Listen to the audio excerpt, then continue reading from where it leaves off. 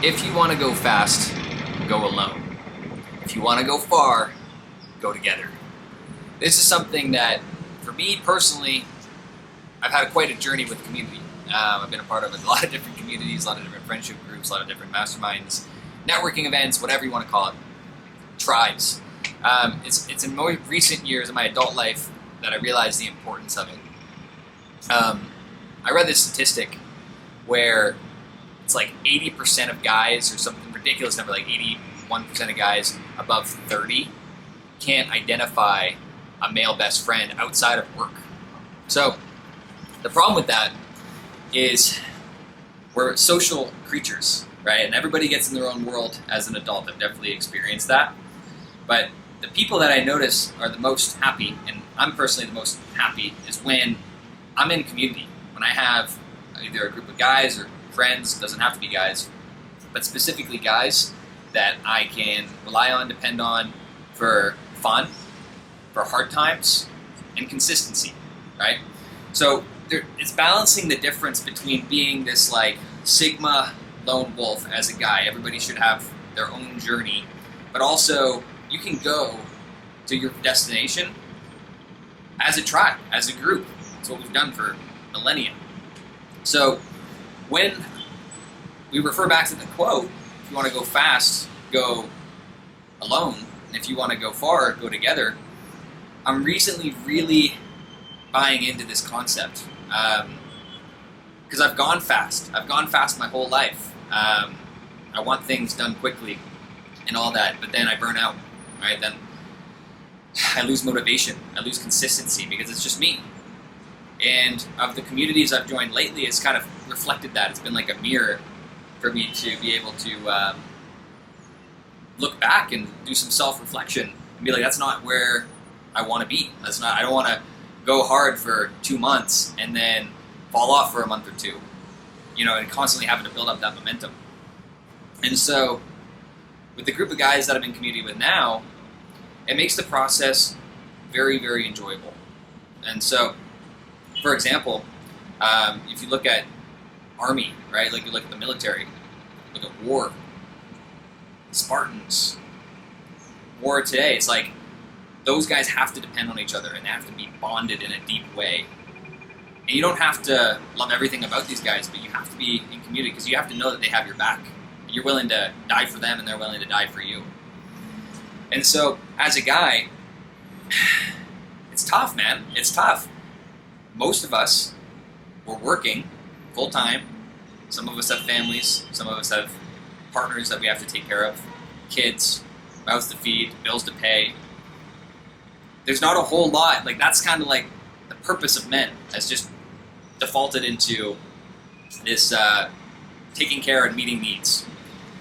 And then you meet some people, and they're able to take care of massive amounts of people. They're running businesses with 10 people as employees, 50 people, 100 people, even 1,000 people on top of balancing their life, but maybe their family life is a wreck.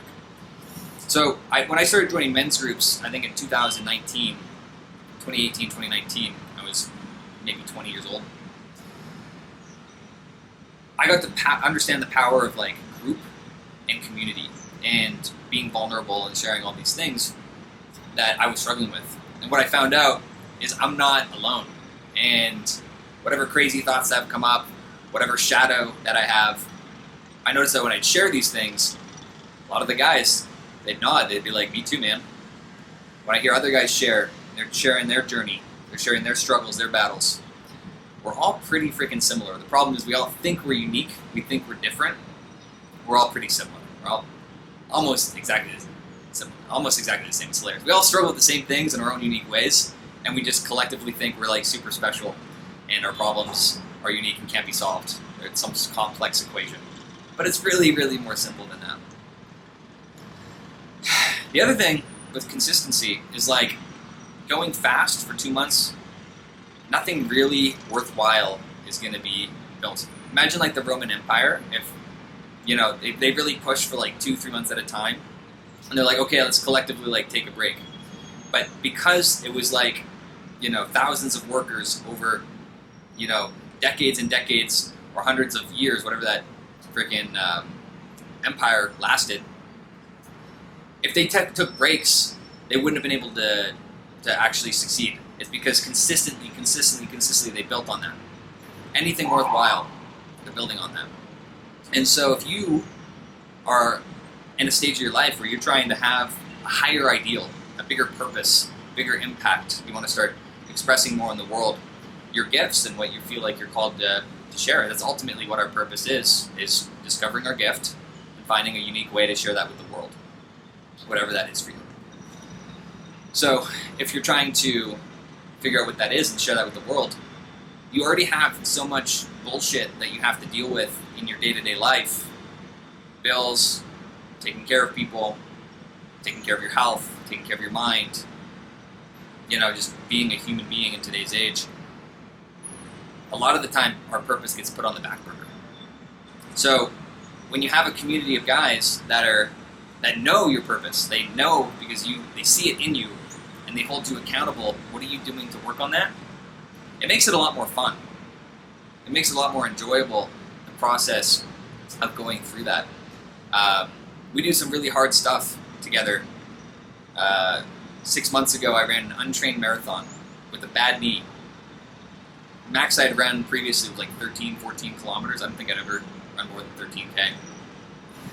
And that was a mental battle. But I was on a Zoom call with like 12 other savage dudes, most of them running their first marathon ever, untrained. We all did this together on 48-hour notice. I didn't know if I could do it. And going alone, I probably couldn't have done it. I had a best friend that I told him, he's a big Ironman competitor. Shout out Josh B, you're the man. I told him, hey man, if you were going to run a marathon in 48 hours notice, like what would you do to prep? Like how do I do a route? How do I create a route? How do I, do I need food? How much water do I need for this? Like, I don't know what I'm doing, man. And luckily I had this guy, he's like, hey dude, this is what we're going to do. When are you running it? And I'm like, oh, I'm running it on Saturday. He's like, dude, that's in 2 days. I'm like, I know. He's like, give me a minute. It's at work, whatever. 15 minutes later, I get a text from him. And he's like, yo, sir, can I do this with you? And I'm like, I mean, yeah, man, but it's like 3 a.m. on Saturday, right? Or on Friday night. Saturday morning, 3 a.m. And he's like, give me a second. Yeah, dude, I work at 9 a.m. He's a branch manager at a bank. But I want to do this with you. Can I come? And I'm like, dude, of course you can. Like, this is going to make my experience of this way, way better. Everybody else that's doing that is in different parts of the world on a Zoom call. Of course you can run it with me, man. Like, yes, please. And I don't remember my exact time. It might have been like 5 hours or 5 hours, 20 minutes. It might have been longer with stopping time or whatever. I had to take some breaks. But he pushed me. It's like, that was a hard-ass day. Looking back, I'm like, oh, I could do another one. But it's hard. Like, you meet yourself doing something like crazy like that. Especially that's like 4 times the amount I've ever run previously, 42.2 kilometers. But the fact that I had the guys supporting me in the year, and when you're in community, you also have the opportunity to step up into like a leadership position. And when you step up in a leadership position, you feel more motivated. You feel like it's not about you anymore. It's about helping your buddy get across the finish line. And when it's about that, then it actually takes the pressure off of you, and you can support them the way that they need it. And that's the beautiful thing about community. And I've lived so much of my life like a lone wolf, so to speak. And, rightfully so. There's a lot of things I'm really proud of doing on my own that I don't really need people for. But not needing guys in your corner is a huge missed opportunity. It's a huge missed opportunity. That if you take advantage of it, I'm recently learning how powerful it is, how powerful it feels, and how much more enjoyable life gets. Because there's a lot of shitty things in life that can get you down. There's a lot of things, if you focus on, you can find a million reasons why life sucks, right? But you can probably find, with a group of people, 2 million reasons why life is awesome. You got nature, you got freaking views like this, my favorite city. Maybe I'll make a whole video of everything that I'm grateful for, worth living for. My phone, the camera battery will probably die. But yeah, guys, that's the power of community. And if you're not leveraging this, I think this is probably one of the first things you should put your attention on. More money, more girls, more health. It doesn't mean as much if you don't have a strong community. It's just going to be less meaningful. It's less significant. And if you don't know where to start, at least put the intention out there that you want to start building a community, or you want to start meeting people. And it starts with you, man. Like, you have to put yourself out there. Just like dating, if you want to find a good partner, you have to put yourself out there. You have to do these things. You have to put yourself in those environments to meet people. Put yourself in an environment where you think you're going to find the best people to elevate you. A lot of the times, by default, a lot of my friends are friends I used to drink with, right? Like friends that that was my community in high school. I drank a lot, partied a lot, had a lot of fun. It was great. But you kind of outgrow that at some point. You probably should at some point. Otherwise, you're devolving, you're not evolving. But maybe don't go to the bar to meet your first friend. Maybe you can get a drink with somebody, but that's not going to be the place that you find the person, probably, that's going to elevate you to the next level, right? Meet people at the gym, go to networking events, go to local meetups, join a sports team, like a men's pickup game. I've been playing soccer, basketball, meeting really interesting people that way. Coaching programs. There's online communities. There's guys you can follow and emulate. Look at the community that guys like Hamza on YouTube built. Sam Sulek. These guys are building community where people feel alone. And they're coming in and they're sharing what's important to them, authentically expressing, and people are naturally gravitating towards that. It's really, really cool to witness. And that's the power of authenticity, and it's the power of community, is people see other people doing it, and they think it's possible for them to do it as well. And that's where magic freaking happens, baby. So, if you're not in community, get in one. You can join this one. And like always, I want to see you succeed. I want to see you evolve, blossom into the beautiful stud of a butterfly you're going to be.